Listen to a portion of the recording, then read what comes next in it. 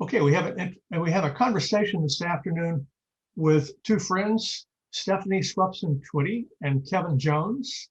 Stephanie's with the Eagle Market Streets Development Corporation. Kevin is with many things, among them Faith Plus Finance, a relatively new network. And they have some financial innovation to talk about, which is a very striking new project called the Community Equity Fund. So I'm going to let them explain a bit about that. Awesome. Steph, why don't you go ahead? Thank you, Kevin, and thank you, Elias. Yes, the Community Equity Fund is a innovative and non-traditional approach to capitalization for underestimated and marginalized business owners who actually have some strength in being good business or prudent business owners. They just don't have the bandwidth via cash flow to grow themselves to the next level. Mm-hmm. And so at the 10,000 foot level, Elias, the Community Equity Fund would come in and seed those businesses with equity capital after having determined that they meet the criterion of being 3 to 5 years in operations, mm-hmm.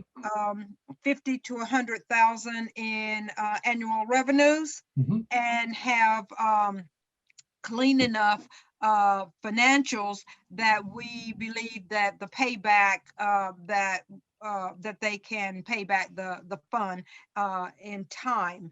So the current cohort for Community Equity Fund is a mix of businesses that span a coffee shop, a landscaper, a realtor, temp to hire agency, and the reason I brought that to bear on the conversation is because I also think that the Community Equity Fund could become a model for determining industry sector businesses that are not typically managed or owned by BIPOC business. Yeah. So I'm excited about it. We are at about $1 million raise. We think that the fund at its success would be about a $10 million fund, mm-hmm. and that it would be at a minimum a statewide offering. So mm-hmm. I'll pause right there and give Kev an opportunity to hop in here with us. Yeah, one of the interesting is that we're targeting a group that almost no one is focused on, yet it's 90+% of Black-owned businesses, and that's what's called sole proprietors. And that's one employee up to 3. A lot of the ones we're targeting are like dads where mom has a day job but does the books at night for the sole proprietor, that kind of thing. And they're not able to get loans for several reasons. The main one is they don't get friends and family funding to grow, as white businesses do. And so because of that, they keep the books, not separate from their own personal checkbooks. So that's one criteria that keeps them getting loans. And then nobody gives them runway. So we're giving them equity runway to grow to the point where they can get loan capital. But it's crazy how this is not focused on. In Charlotte, North Carolina, there are 3 minority focused accelerator steps.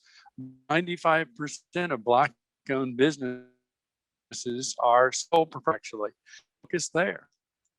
Mm-hmm. And so we hit, and one of the odd things that we found is that we figured out how to raise money around this, and we've actually come up with an exit to the city as our model on this thing. Mm-hmm. We raised some money from an initial grant from a Steph's Community Development Corporation, and then we made some. Well, let me just kill my video so it's my audio is better. And then we, made a pitch to some faith-based communities. We got $5,000 or $6,000 that way, because these are people wanting to take action mm-hmm. because they believe that racial justice is something you should do, and we've made it easy for them to invest in these businesses. And then we did crowdfunding, and we came up with enough of a match for a foundation. But our county has now incorporated the Community Equity Fund as a recurring line item in their annual budget. Wow. Because of a real simple thing. We said, look at how many sole proprietors become real job creators. Count that. Count the number of jobs. Count the growth in revenue for these businesses, and then count the growth in income.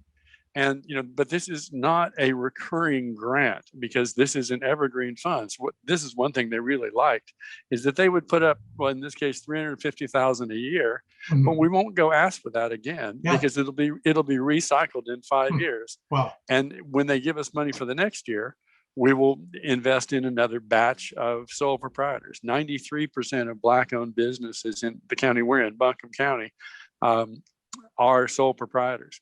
And so we think this really innovative model, where you start with a little bit of philanthropy, a little bit of crowdfunding, a little bit of friends and family, get some philanthropic matches when you reach the goals for crowdfunding. Foundation said, get $25,000 from the community. We'll put up to $125,000. And then we had a local Episcopal diocese that said, we'll match that once you reach that point. But then from there, the county got there, because they want to be job creators, and they have not figured out a way to help these folks become job creators. And that's how you get reelected. You can show that you're a job creator. Sure. Yeah. And so we think that what's interesting is that this could be a replicable model, where a little bit of crowdfunding, a little bit of friends and family, a little bit of philanthropy, and then exit to the city or exit to the county is the model for this thing. Yeah. This is great. I have a feeling that the gap here you're filling, the lack that you're addressing, is one that is not very obvious to many people.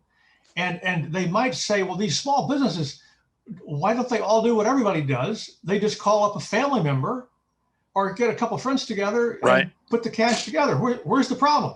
Exactly. Except that because of the lack of intergenerational wealth in our country, that's almost next to impossible. Exactly. And even in those cases where grandpa passed down a piece of land or a business or whatever, those coming behind him either did not have the passion for that, i.e. the business or the funds went away, or worse yet, they ended up selling out of need to a concern that was not a part of their lineage.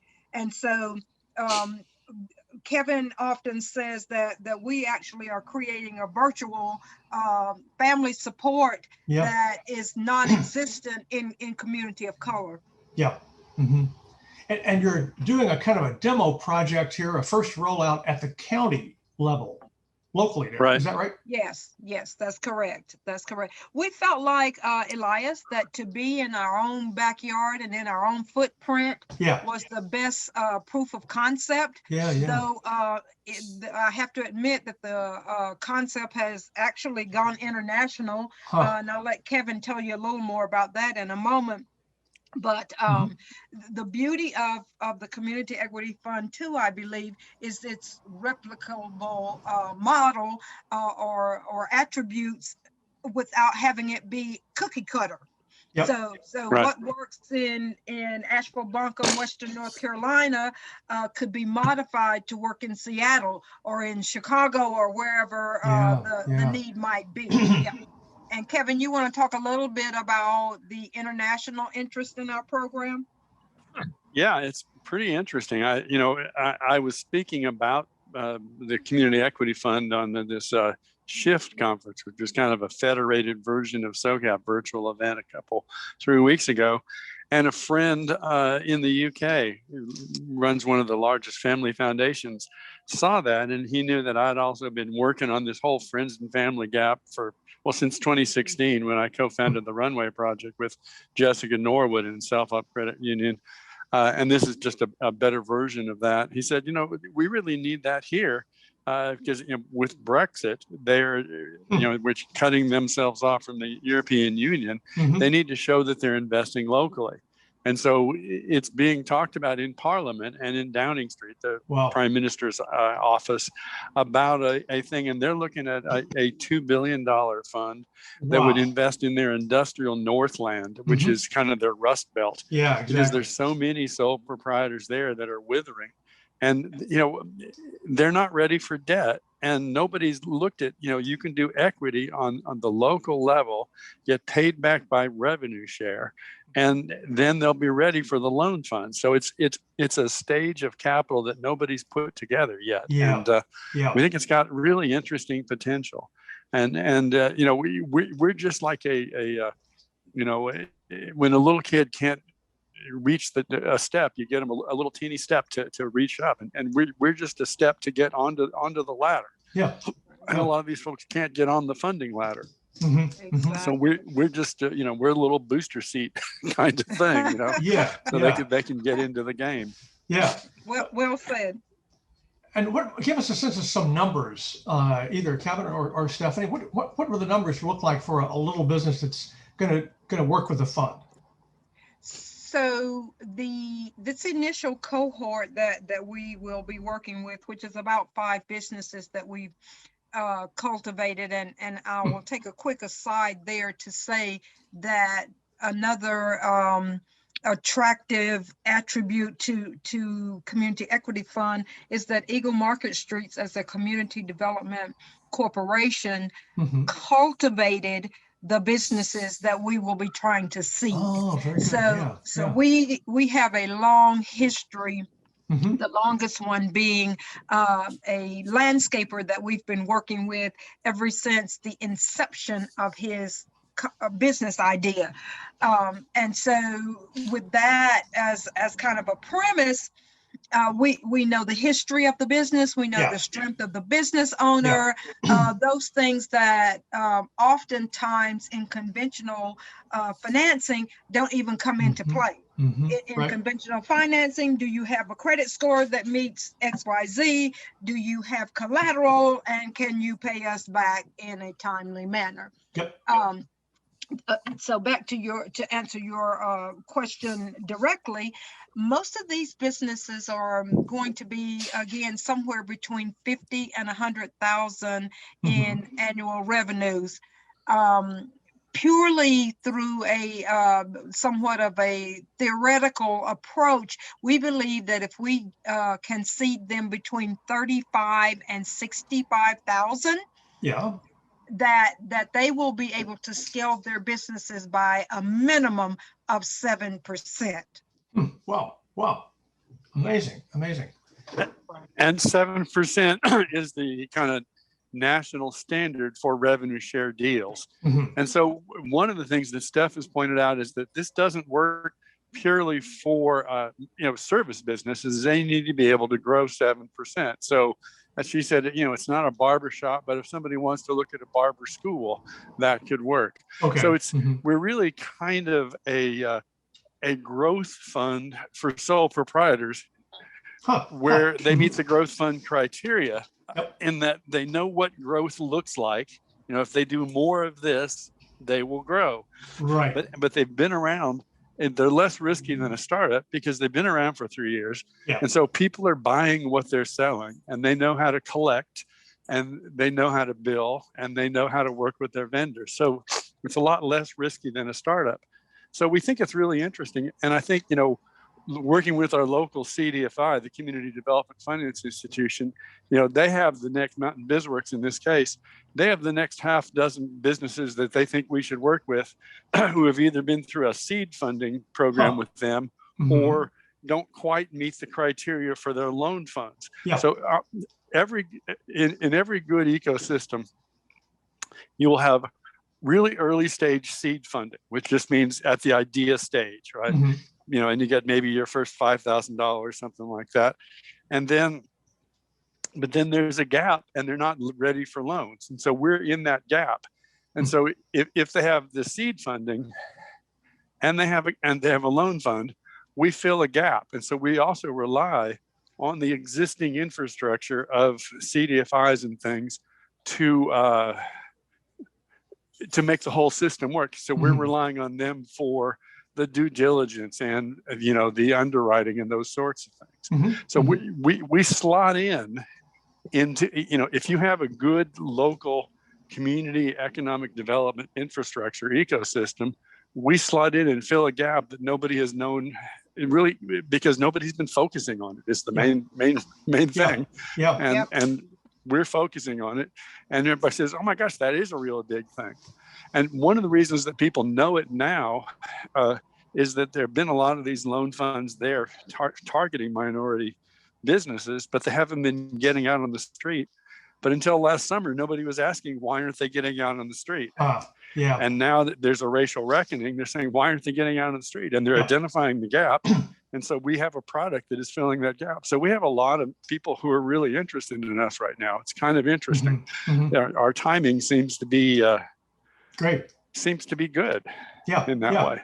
Yeah, to underscore Kevin's points there around the niche business or businesses that fit this model, Elias. If we think about in the as Kevin said, ecosystem of business, of the business sector, you have highly successful businesses that are have 250 or greater employee base and can go to the open or conventional financing market and ask for what they want.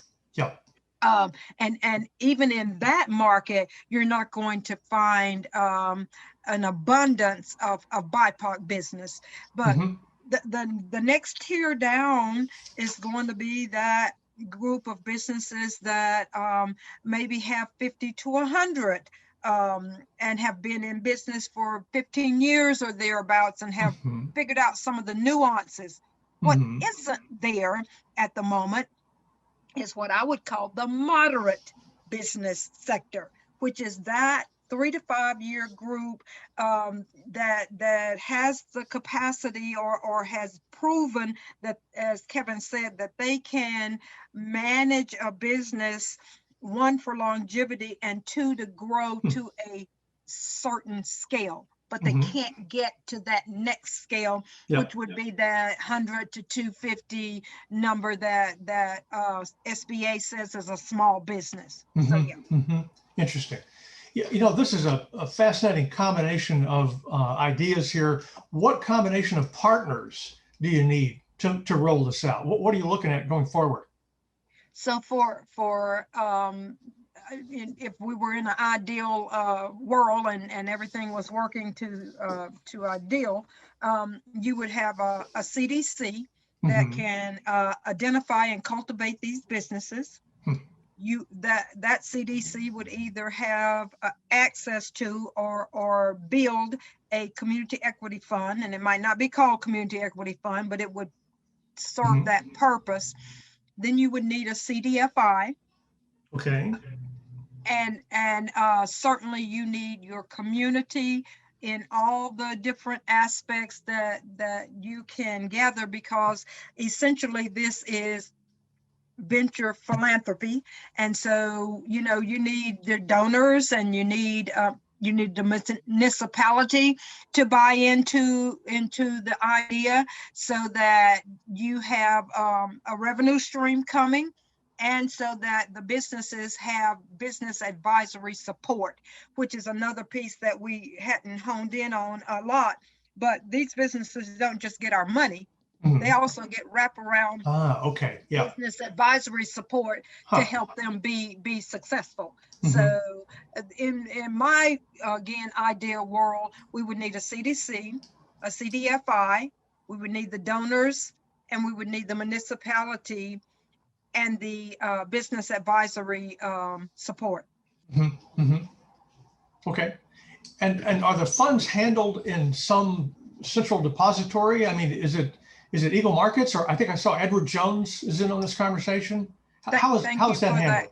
Thank you for that question. Absolutely. We felt like that the fund should rest with a what we would call third party provider or provisionary. And Edward Jones is the one we chose.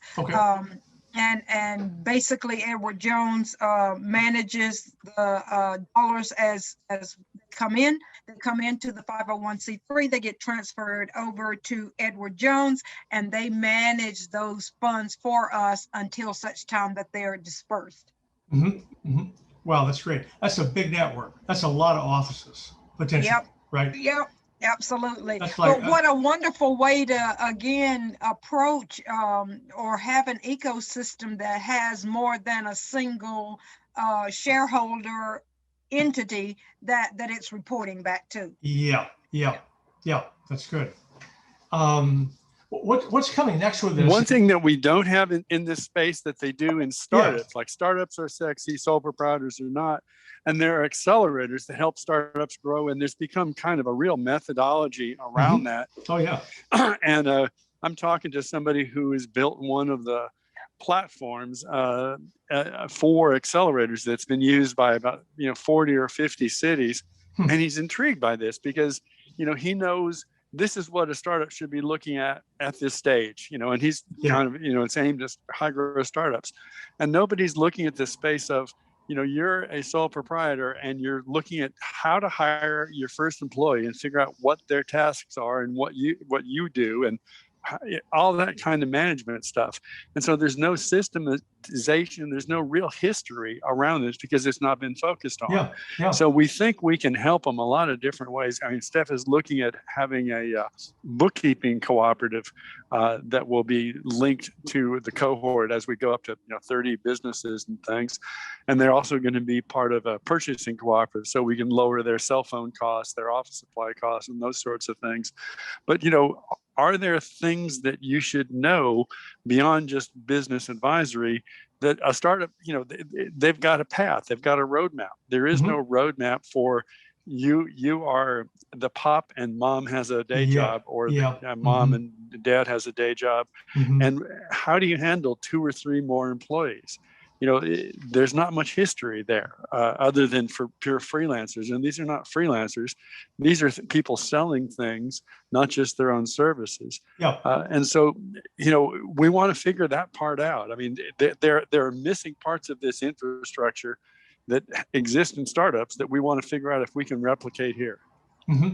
So Elias, and I don't want to get in the weeds, but I do want to stick with a point around how we are looking at business advisory support versus traditional technical assistance.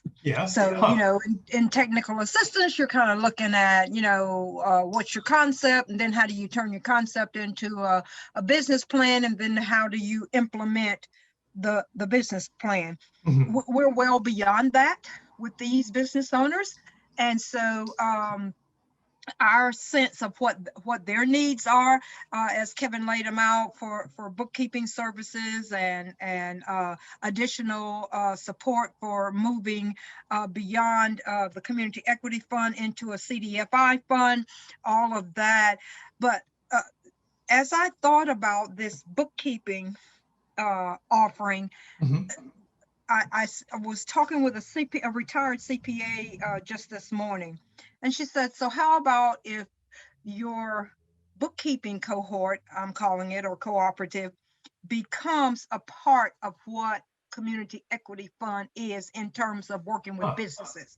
So at some point, you would have, and I'm making the number up right now, but you would have 5 bookkeepers who agree to be power and numbers bookkeeping.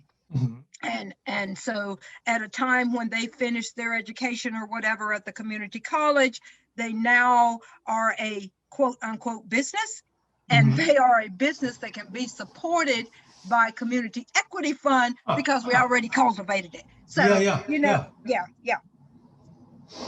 That's exciting. I've never heard of that. That's a great idea. So that kind of moves you into something close to the co-op universe. So there's some listeners whose ears will go up on that, I think. Yeah, that is absolutely, cool. Absolutely, yeah.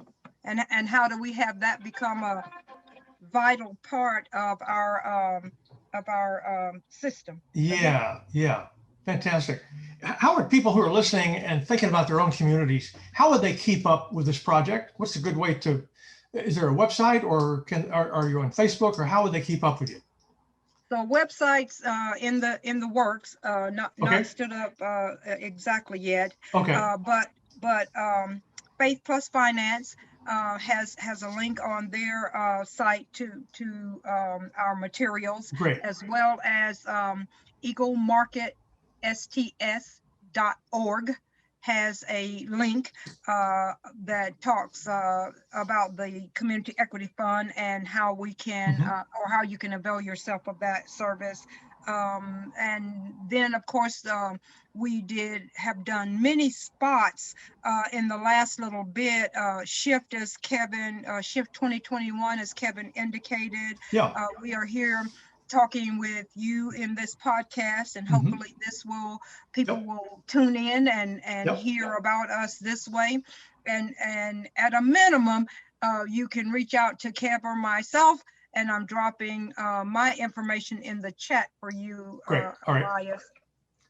I will put that out. Super. All right. And I'm regularly blogging about it because, this is an interesting thing. I've been working on this gap for, since 2016, when I first discovered that, friends and family people, a lot of people didn't have it. I was working with two different accelerators, working with marginalized entrepreneurs. And I said, let's just do Kiva loans. They're $25 and you can do them for no interest, and you just get some friends to put you up there.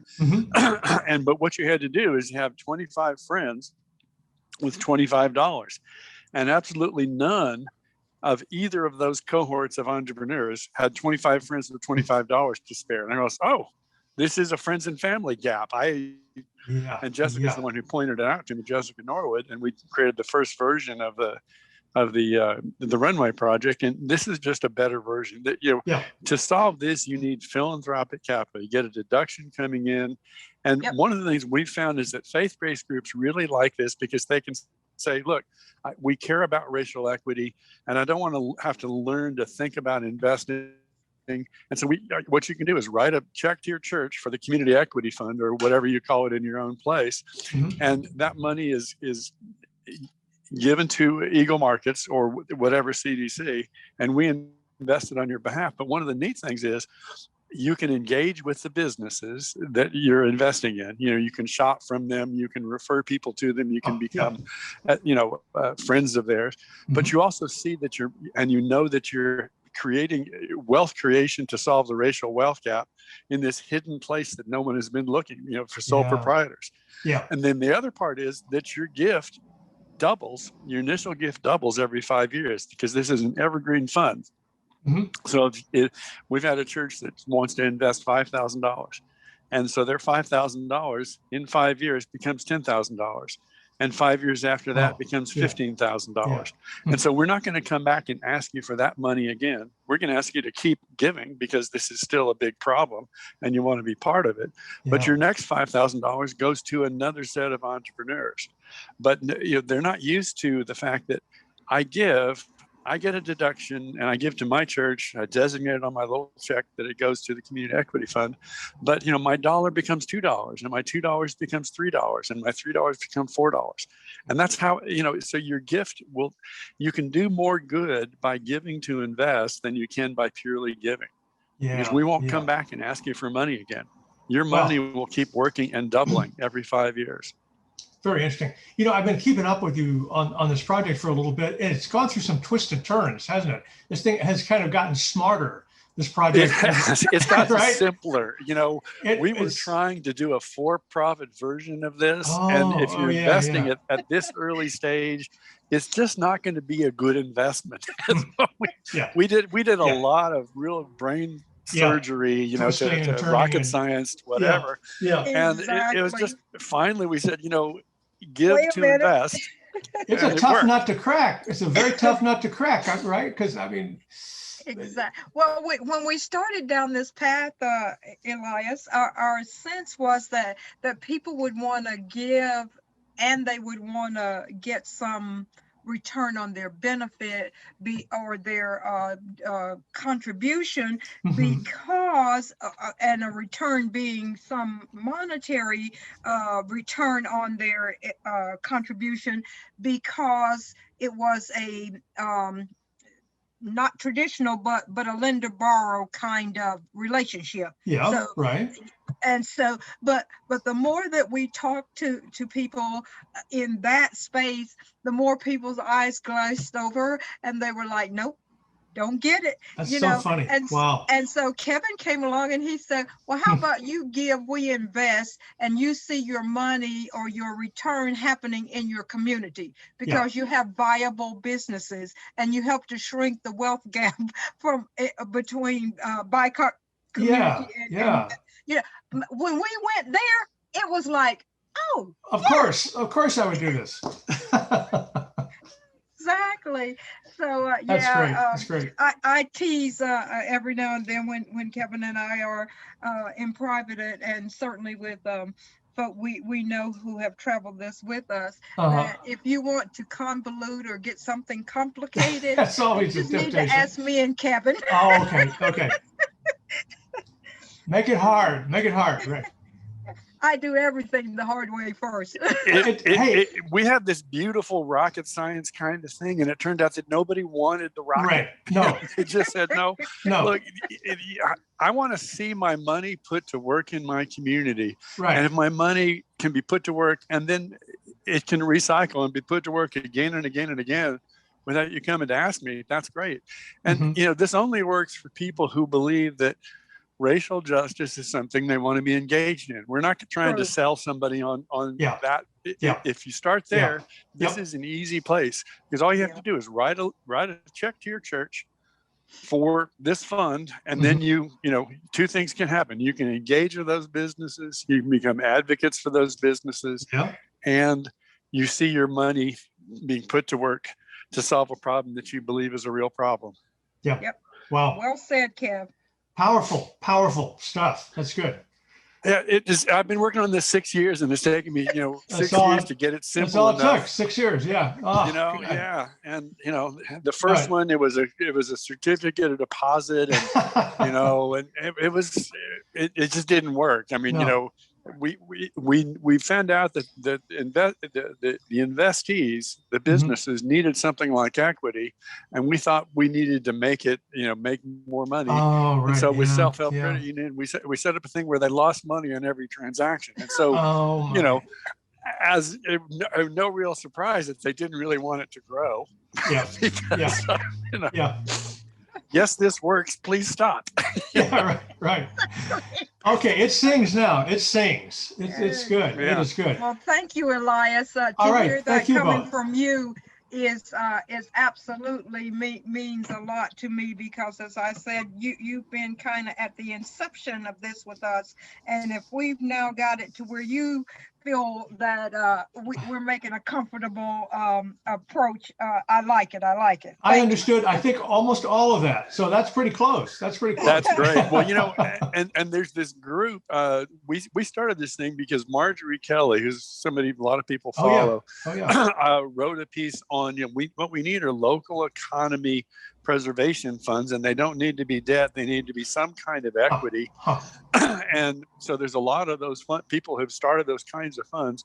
Well, we just heard this week that we're further along than any of those funds. No kidding. And and that they think our model is working, solving a problem that they don't see anybody else solving. And it's really pretty cool. So we're ready to tell the story, and we're ready to replicate it. Because it's finally simple. That's important. It's very important. All right. I'm going to help you wave the flag. Thank you both for so much. sitting in. This is fun, and peace and good luck on this amazing idea. Thank you so much, Elias. You have a good rest of the week.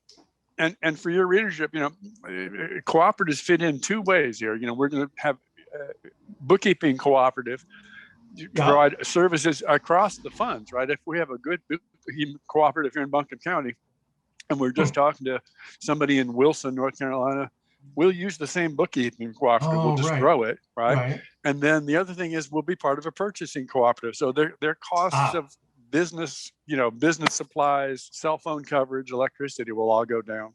Cool. Yeah. A little bit of a holding company kind of concept, bundled services and so on. Yeah. Yeah. Centralize Awesome. the back end. Awesome. Awesome. Thank you. Great. Hey, thanks a Awesome. lot. Talk to you soon. Thank you so much. Have a good day. You too. Bye-bye. All right. Bye You now. guys have a good weekend. Thank you. Thanks so Thanks, much, Kev. Lois. Appreciate it.